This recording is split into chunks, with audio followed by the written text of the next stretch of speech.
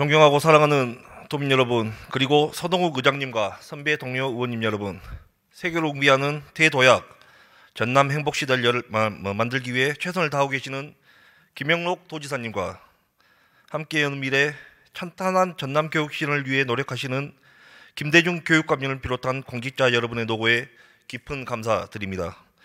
그리고 도민의 알 권리를 위해 애써주시는 언론인 여러분께도 깊은 감사를 드립니다. 더불어민주당 비례대표 김주웅 의원입니다. 본 의원은 오늘 도정 질문을 통해 집행부의 잘잘못을 따지기보다는 도민의 더 나은 삶을 위해 집행부와 함께 고민하고 대안을 마련하고자 합니다. 성실한 답변을 부탁드리며 도정 질문을 시작하겠습니다. 전남의 인구는 약 179만입니다. 그리고 전남의 65세 이상 노인 인구는 약 47만 명입니다. 전남에서 인구 유출과 고령화가 가속화되면서 양질의 의료 서비스를 찾는 분들이 많아지고 있습니다. 이에 오늘 본 의원은 첫 번째 질문으로 인구 유출과 고령화가 지속되는 시대에서 전남의 인구 유입과 도민의 건강을 위해 얼마나 배려하고 관심 있게 의료 서비스를 지원하고 있는지에 대해 생각해 보고자 합니다. 이상심 보건복지국장님, 발언대로 나와주시기 바랍니다.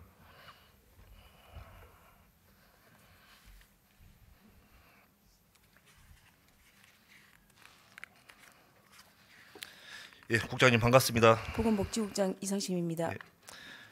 국장님, 전남과 시에서 운영하는 의료원이 몇 곳인지 아신다면 말씀해 주십시오. 네, 총 3개소가 있습니다. 네. 전남도에서 출연한 기관이 강진과 순천의료원이 있고요. 목포시에서 출연한 의료원이 목포시 의료원이 있습니다. 예, 맞습니다. 그중 가장 열악한 경영 속에서 의료 서비스를 추진하고 있는 곳이 바로 강진의료원입니다. 자료를 보면서 말씀드리겠습니다. 해당 자료는 전남의료원의 병상 가동률을 나타내고 있습니다. 순천과 목포는 50%가 넘는 반면 강진의료원은 37% 정도밖에 되지 않습니다. 강진의료원은 의료진 확보 등 의료 체계뿐만 아니라 입원실의 여건 또한 열악합니다.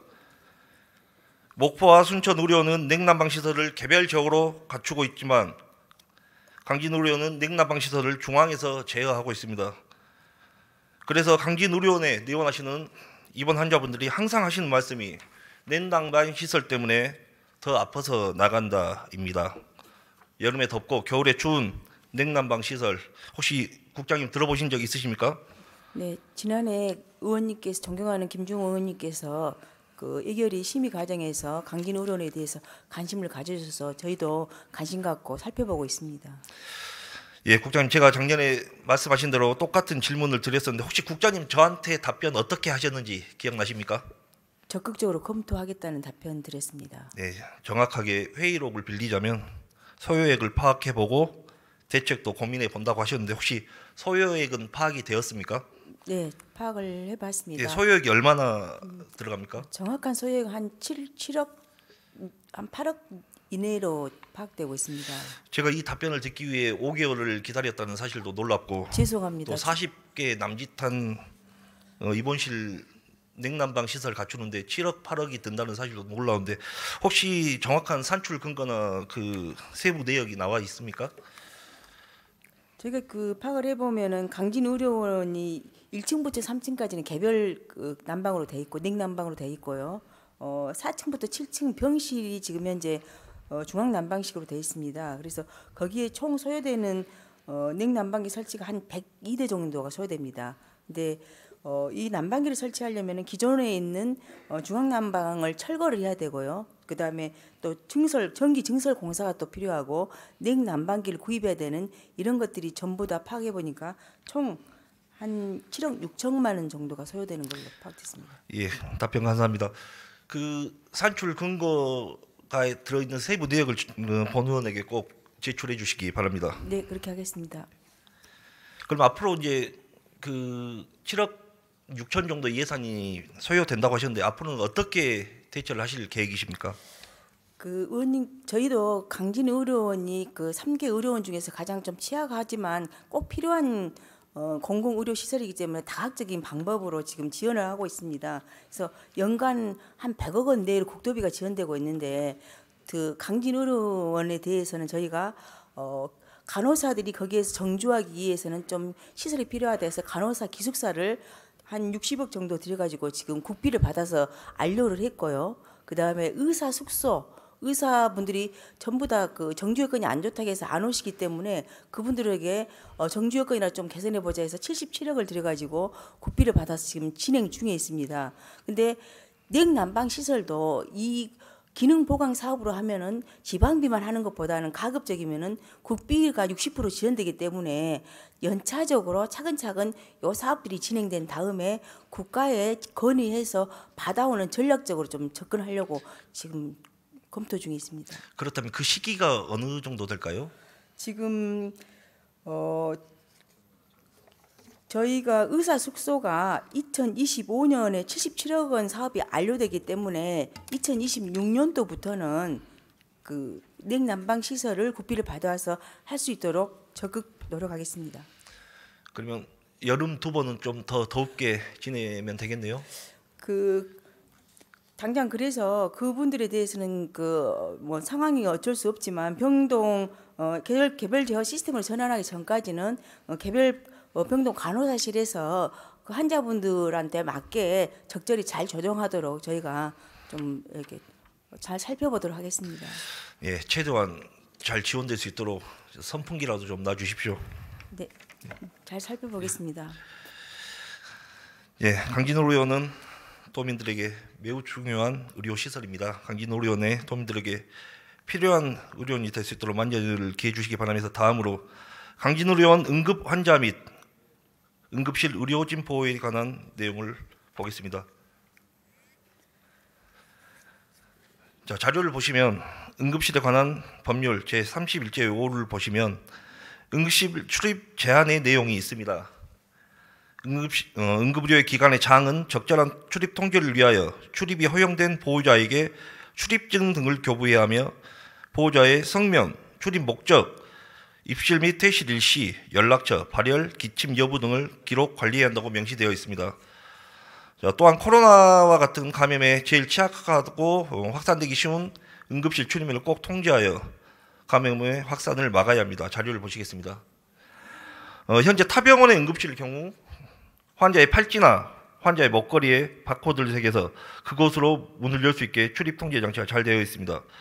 그런데 강진의료원은 출입 통제가 제대로 되어 있지 않습니다. 영상 좀 부탁드립니다. 응급실로 해서 한번 지나가 보겠습니다.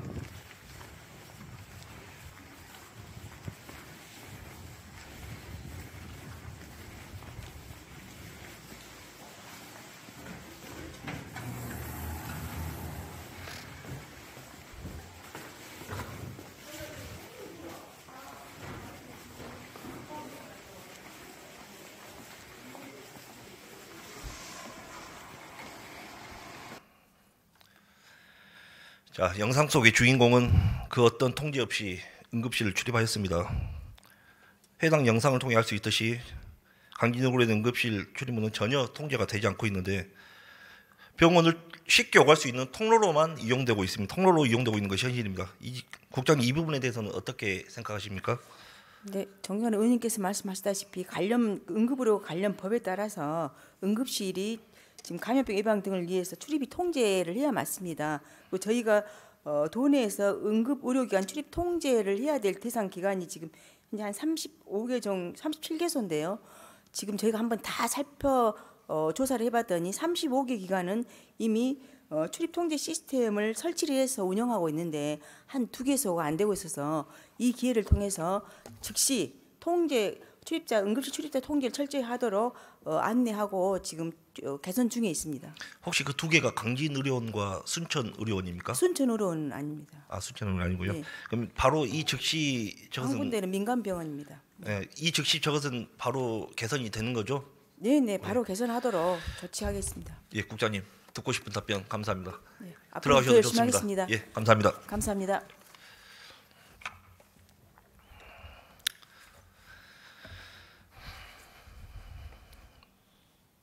전남의 농업 가구는 14만 7천 가구입니다. 또한 전남의 인구가 감소하면서 농업에 종사하는 어르신들도 점점 줄어들고 있는 상황입니다. 그럼에도 청년 농업인들이 농업의 미래로 발돋움하고 있는 것도 참 감사한 일입니다. 최근 가축 전염병으로 농가들이 고생하셨는데 이를 고려하여 전남은 농업 종사자들이 떠나지 않도록 그분들을 위한 방역 시스템이 갖춰져야 된다고 생각합니다. 따라서 전남 AI 살처분 방역 관리에 대한 질문을 하고자 합니다. 정광현 농축산식품국장님 발언대로 나와주시기 바랍니다.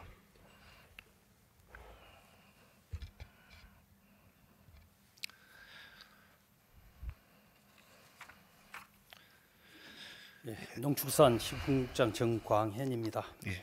자, AI에 확진이 되면 가축을 살처분하도록 하고 있습니다. 또 확진 농가 3km 이내 지역에 대해서는 예방적 살처분을 해서 농가들이 이제 이걸 다 감수하고 있는데, 국장님 혹시 우리나라 법의 살처분의 방식을 어떻게 규정하고 있습니까? 예, 먼저 우리도 가축 방역 업무에 대해서 많은 관심을 가지고 계시는 김종원 의원님께 감사드립니다. 동물보호법에는 동물을 불가피하게 죽여야 하는 경우에는 고통을 최소화하는 방법을 따라야 한다고 규정이 되어 있고요. 농축산식품부 지침에는 사살이나 전살, 약물 사용, CO2 등 방법 가운데서 현장에서 신속하고 안전하게 완료할 수 있도록 동물에게 고통이 적은 방법을 선택해서 살처분해야 한다라고 규정이 되어 있습니다. 예, 자료를 보시겠습니다. 자, 동물보호법 13조 동물 도살 방법을 보시면 전염병으로 인해 동물을 죽이는 경우 반드시 가스법으로 고통을 최소화하여 의식이 없는 상태에서 도살 단계로 넘어가야 한다고 나와 있는데, 국장님 전라남도는 AI 발생 시 어떤 방법으로 살처분하고 계신가요? 네, 우리 도에서는 동물보호법과 농식품부 지침에 따라서 고통이 적은 CO2 가스를 이용해서 질식사 방법을 선택하고 있습니다. 자, 이게 도청에서 본 의원에게 제출한 자료인데, 근데 사실은 제가 동물 방역과에서 제출한 자료와는 반대되는 언론 보도를 본 적이 있습니다.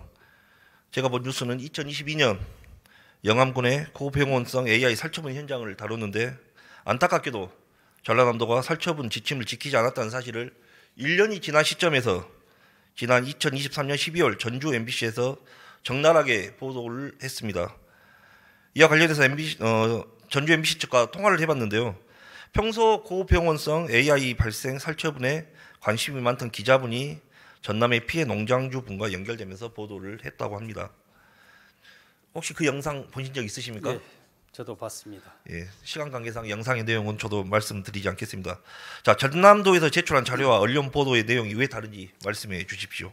예, 먼저 2년 전의 일입니다.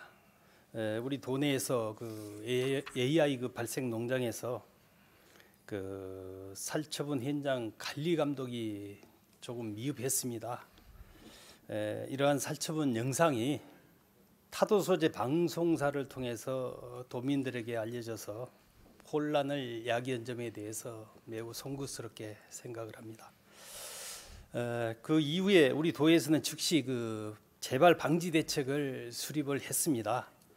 AI 발생 시에 그 도에서는 팀장급, 피에서는 가축 방역관을 살처분 현장에 즉시 그 파견을 해서 이들로 하여금 동물보호법에 따라서 안락사할 수 있도록 현장 확인을 철저히 하고 있습니다. 앞으로 철저한 관리를 통해서 이러한 일이 반복되지 않도록 하겠습니다.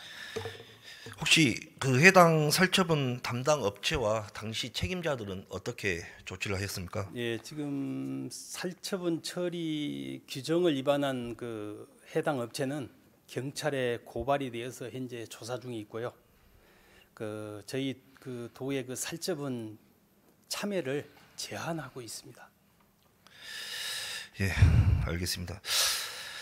무엇보다도 동물보호법이 위반한 것도 문제지만 살처분 현장에 또 영상을 보니까 살아있는 닭도 발견이 되면서 살처분에 관한 매뉴얼이 제대로 지켜지지 않았던 점이 굉장히 아쉬웠고, 특히 우리 지역의 방송이 아닌 타 지역에 이 내용이 보도되었다는 것에 유감을 표하고 싶습니다. 그 부분에 대해서는 한 말씀 해주십시오. 저희들이 더 철저하게 규정과 법에 따라서 현장 관리를 잘 하도록 하겠습니다. 예, 마지막 자료 한번 더 보시겠습니다. 전라남도 고병원성 AI 살처분 현황입니다. 2022년과 2024년 그 영상에 나온 그때 아마 노력을 많이 하셨나 봐요. AI 발생수가 급감을 했음을 알 수 있습니다. 이에 대해서는 전 도민을 대표해서 깊은 감사의 말씀을 드리고 앞으로 가축 전염병 예방을 위한 살처분 시 법과 지침에 맞게 시행해서 탄탄한 방역막이 이루어질 수 있도록 최선을 다해 주시기 바랍니다. 그렇게 하겠습니다. 예, 감사합니다. 국장님 들어가셔도 좋습니다.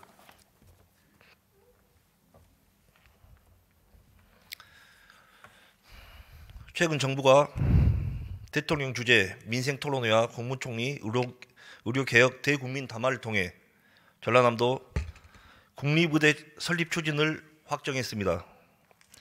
전남도는 지역의 의견을 충분히 수렴하여 절차에 따라 신청하면 신속히 검토하겠다고 한 정부의 방침에 따라 공모를 통해 정부에 추천한 대학을 선정하겠다고 밝혔습니다.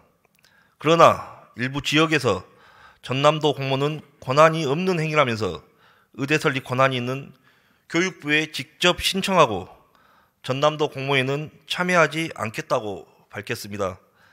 이에 본 의원은 전라남도에서 추진하는 정부 추천 대학 선정 공모 권한에 대하여 지사님께 질문을 드리겠습니다. 김홍록 지사님 발언대로 나와주시기 바랍니다.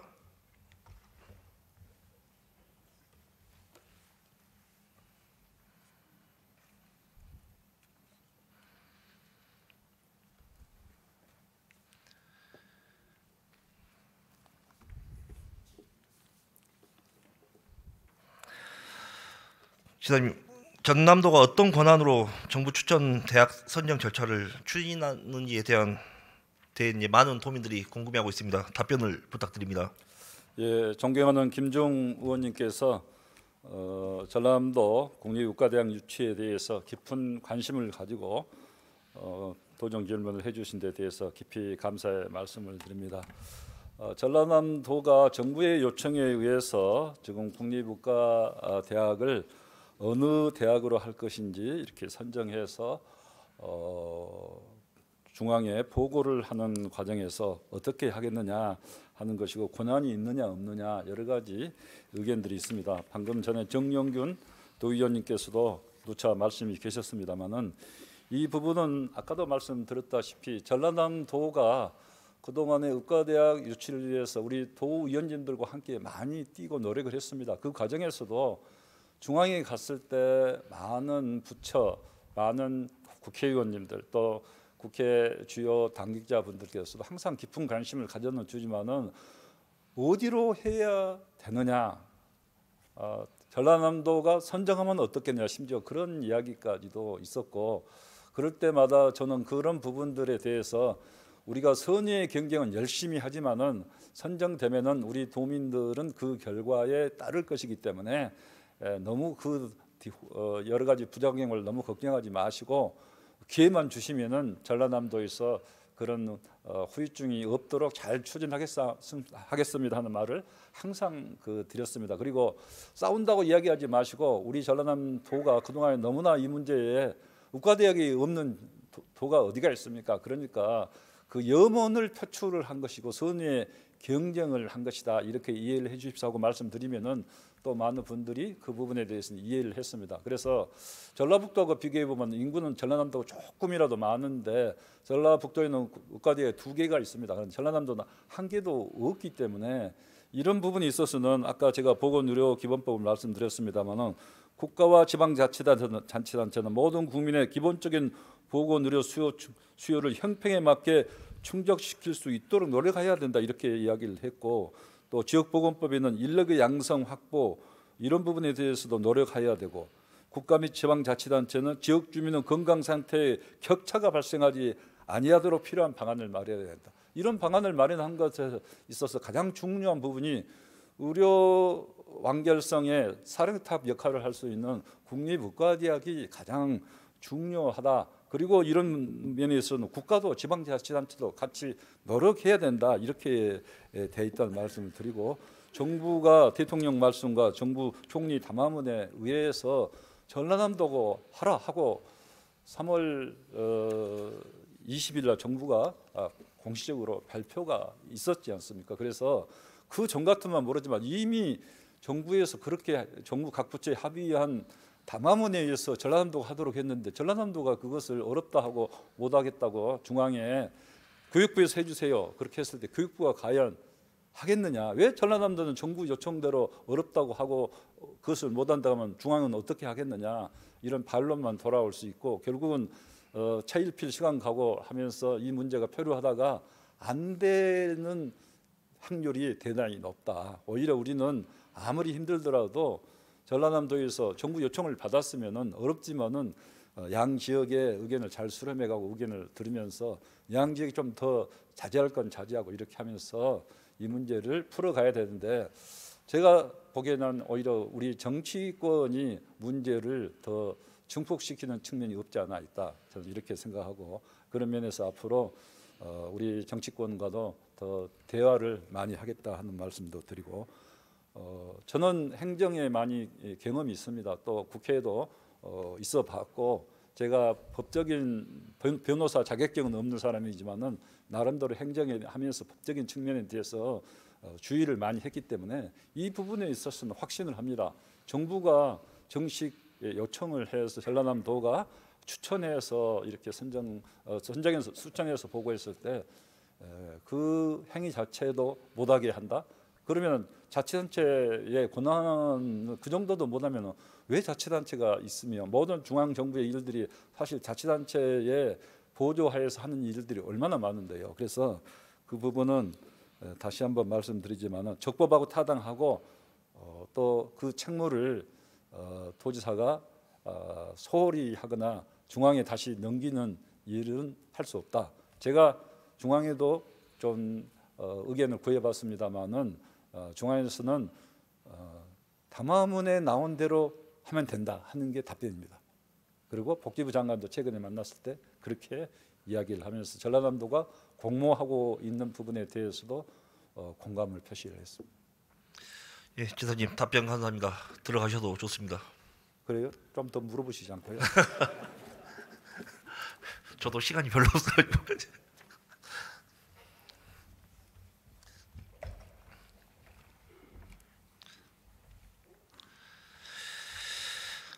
오늘 지사님의 답변처럼 200만 도민의 30년 수건 사업인 전라남도 국립의대 설립이 반드시 완수될 수 있도록 최선의 노력을 다해 주시고, 도민 여러분께서는 상생과 화합으로 힘을 모아 주시기를 다시 한번 간곡히 부탁드립니다.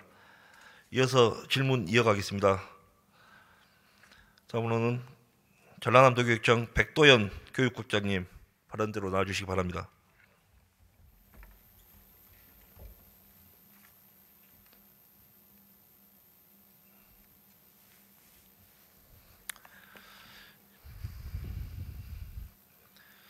예, 국장님 반갑습니다. 네, 반갑습니다. 자, 아이들이 교육을 위해 힘써주신 국장님께 진심으로 감사의 말씀을 드립니다.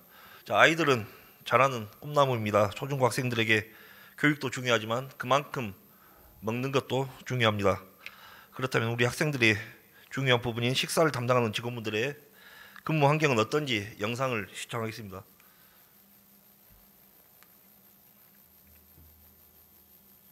여수의 한 고등학교 급식실에서 끔찍한 사고가 발생했습니다. 급식실 조리사가 비빔밥에 들어가는 채소 분쇄 작업을 하던 중 손이 기계에 빨려 들어간 건데요. 학교 현장에서는 예견된 인재였다는 목소리가 높습니다. 현장 점검 360도 서경 기자입니다. 여수의 한 고등학교입니다. 지난 13일 이 학교 급식실에서 40대 조리사 A씨가 왼손을 크게 다쳤습니다. 사고는 A씨가 고무장갑을 끼고 채소 분쇄 작업을 하다가 장갑 일부가 기계 안으로 빨려 들어가면서 발생했습니다. 사고 직후 병원으로 옮겨진 A씨는 접합수술에 들어갔지만 끝내 손목을 절단해야 했습니다. 본인이 날마다 했던 작업이에요. 그 작업을. 그 기계를 본인이 직접 끄신 거거든요. 가족들이 그 사진을 보여줬다고 하더라고요. 그 손 상태를 그래 그거 보고는 우리 선생님이 이제 손은 살릴 수 없었겠구나. 충격적인 이번 사고는 사실상 예견된 사고였다는 지적이 나옵니다. 지난 2020년 영광, 2021년 완도와 장흥에서도 식품 분쇄기로 인한 손가락 절단 사고가 있었습니다. 이번 손목 절단 사고까지 전남 지역 학교 급식실에서 조리사 4명이 중상을 입었습니다. 사고가 잇따르자 전국 학교 비정규직 노동조합 전남지부는 전남교육청을 상대로 사고의 위험성을 강조하며 식품 분쇄기 사용 금지를 요청했지만 받아들여지지 않았다고 밝혔습니다. 분쇄기를 쓰지 않으면 완제품을 사야 하는데 재료비 단가가 상승하고 음식 맛이 떨어진다는 게 주요 이유였다고 주장했습니다. 분쇄기가 위험하고 사고가 잦으니 김치 완제품 사용을 교육청에 제안했으나 교육청은 역시나 사용자의 산재 예방 의무와 책임을 방기하고 아무 조치도 취하지 않았다. 노동자의 손목과 손가락이 얼마나 절단되어야 철거를 하겠다는 말인가? 국장님 혹시 이 영상에서 보여드린 사고에 대해서 알고 계신가요? 네, 작년에 그 12월에 발생한 안타까운 사고여서 잘 알고 있습니다. 자, 급식 종사자분들은 해당 사고에 대해서 예견된 인재였다고 말씀을 하십니다. 먼저 자료를 보시겠습니다. 자료는 2019년부터 2024년까지 급식 종사자 재해 현황에 대한 내용입니다.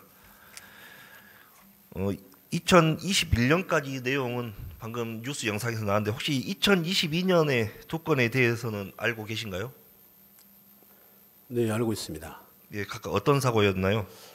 네, 그 2022년에 그 11월에 장성에서 한 건과 12월에 고흥 지역에서 각각 이제 한 건씩 있었는데 유사한 사건입니다. 자, 제가 왜 이걸 여쭤보냐면 2022년이면 우리 지금 김대중 교육감님의 임기가 시작되었던 해입니다. 네네. 임기 중이었는데 만일 그때 2022년에 사건의 심각성을 파악을 하고 우리가 조치를 취했다면 2023년의 사고는 막을 수 있지 않았을까요? 이제 그 존경하는 우리 그 김종 의원님께 감사 인사도 못 드리고 답변을 바로 하게 돼서 송구스럽게 생각합니다. 그 평소에 우리 존경하는 김종 의원님께서는 이 자리를 빌어서 우리 전라남도 교육청 민선 4기 민관산학협력위원으로 우리 영광의 박원정 의원님과 함께 적극 직접 참여해 주시는 그런 아주 소중한 분이시여서 답변에 충실을 기하도록 하겠습니다. 지금 이게 민선 3기, 4기라는 지점을 좀 강조하셔서 제가 조금 추가해서 설명을 드리면 방금 이제 그 영상 자료, 그 표출 자료에서 그 우리 조리 실무사 학교 비정규직 노조 우리 실무사분들의 말씀, 조리원들의 그 주장에서 보다시피 수차례 아마 이 그 정확하게 제가 이 자료를 한번 확인해봤습니다. 이제 그럼 도대체 그 양념 분쇄기 문제에 대한 산업재해 대책 마련 요구가 언제부터 계속 있어 왔는가? 2021년 정확하게 10월 7일 날 그 노조에서 민선 3기 마지막 부분입니다. 그 지점에서 우리 그 산업안전보건법에 의해서 우리 도교육청에는 산업안전보건위원회라는 게 있거든요. 거기 실무협의회 과정에서 이걸 안건으로 상정해 달라고 요청했더라고요. 그랬는데 이게 정식 안건으로 이제 누락이 됐습니다. 사실은 그때 이제 그때 그 시기를 조금 이제 저는 아쉬운 지점이라고 보고 있습니다. 예, 답변 감사합니다. 자, 2023년 사고 이후에 도교육청에서 긴급 예비비를 투입해서 뚜껑이 닫혀야만 작동이 되는 다용도 밑소기를 구입하도록 모든 학교에 예산을 보낸 것으로 알고 있습니다. 맞습니까? 네, 맞습니다. 그럼 현재까지 구입한 학교는 몇 %나 됩니까? 지금 전혀 그 존경하는 김정원님께서 자료 요구를 해서 제출 자료로 보고 받으셨어서 아시고 계실 텐데 지금 현재 전남 도내 모든 그 전체 조리 학교 수는 762개 학교입니다. 그 중에 그 지금 현재 기존에 이 사건 직후에 저희들이 이제 그 다용도 믹서기 구입 예산을 신청을 받아서 그 지급해줬고 거기에 따라서 구입한 학교와 그 이전에 이미 보유하고 있던 학교를 전부 다 보면 593교로 정확하게 현재 보유하고 있는 학교는 약 77% 정도 됩니다. 그럼 아직 구입이 안 된 학교들은 양념 준비는 어떻게 하고 있습니까? 지금 이제 존경하는 김종호님이 잘 이해하시다시피 이제 소규모 학교 같은 경우들은 또 이게 자기들은 필요 없다라고 하는 그런 또 수요가 없는 학교들도 있고요. 아주 극소수의 그 학생이 있는 그런 학교들은 그렇게 하고 있고 또 현재도 계속 뭐 급식의 차질은 없게 운영은 하고 있습니다만은 계속 다용도 믹서기를 구입하도록 안내는 하고 있습니다. 예, 답변 감사합니다. 자, 사고가 발생한 이후에는 위험한 기계를 사용하는 것도 있지만 종사자 1인당 업무량이 너무 과다해서 서두르다가 발생하는 경우도 많다고 합니다. 특히 김치는 양념을 만들고 배추를 떠나고 절여야 하는 등 노동 강도가 매우 높습니다. 자료를 보면서 말씀드리겠습니다.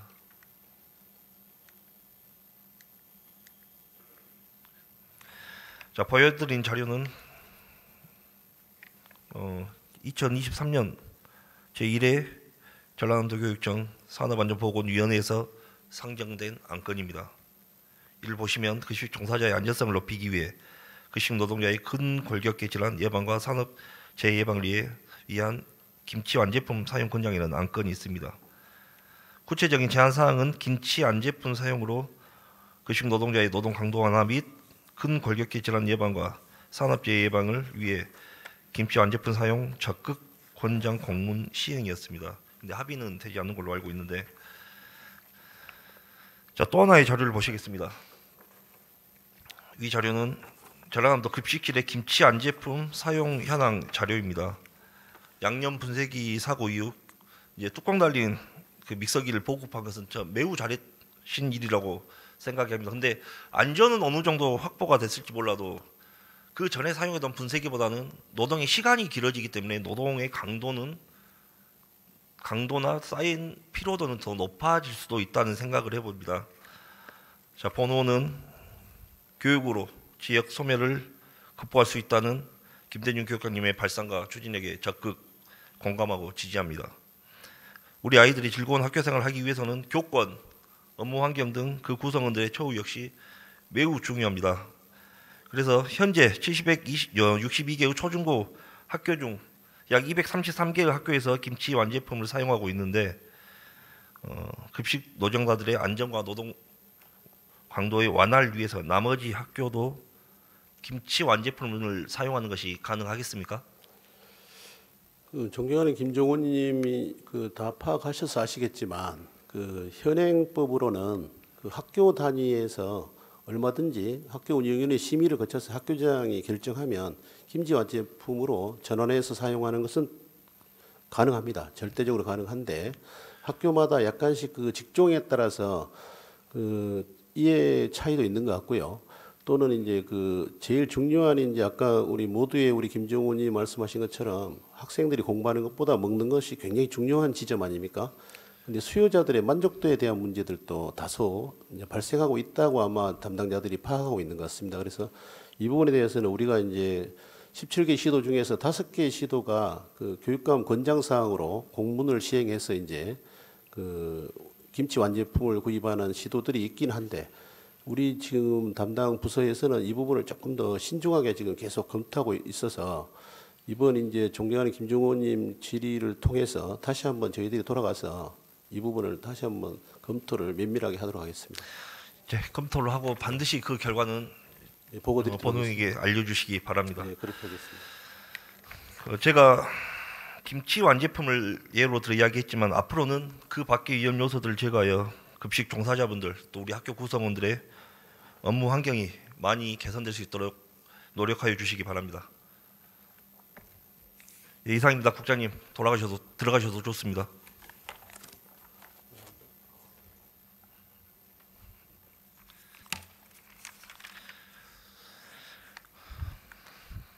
새천년이 시작되었던 2000년 4월 18일 서울 잠실 야구장에 있었던 롯데자이언츠와 LG 트윈스와의 경기에서 2루 주자였던 임수혁 선수는 심장 부정맥으로 갑자기 쓰러졌습니다.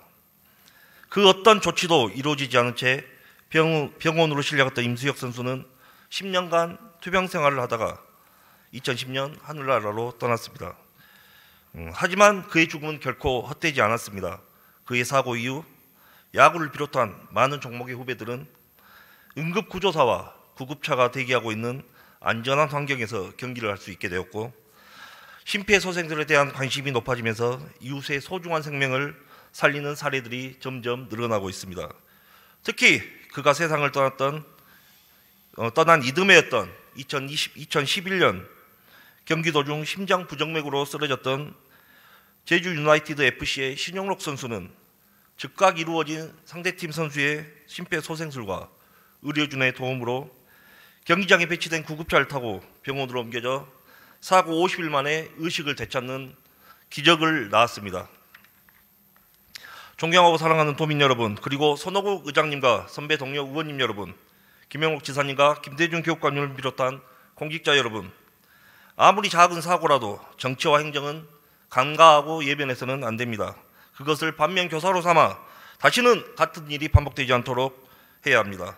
우리 도민들이 안전하고 살고 싶은 전남으로 거듭날 수 있도록 노력하여 주시기를 당부드립니다. 본 의원도 초심을 잃지 않고 도민들과 더욱 소통하며 더 나은 전남을 위해 발로 뛸 것을 약속드리며 이상 질문을 마치도록 하겠습니다.